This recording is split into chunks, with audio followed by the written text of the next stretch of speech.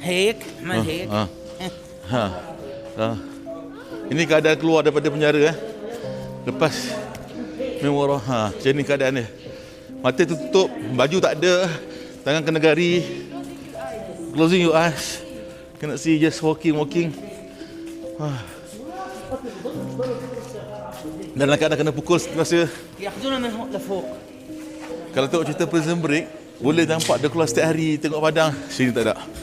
Dalam tu lah kegelapan, tak ada cahaya, kesejukan, tak ada berpakaian, dipukul setiap masa dengan tangan, dengan kaki, dengan besi.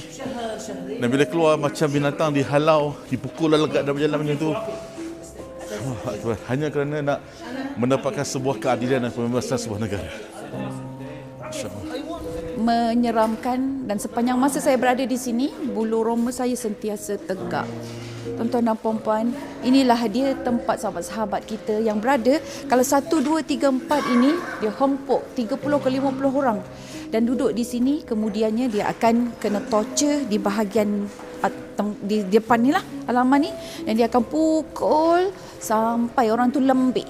Dan lembik dah, dia suruh buka baju, dia bawa pula turun ke bawah.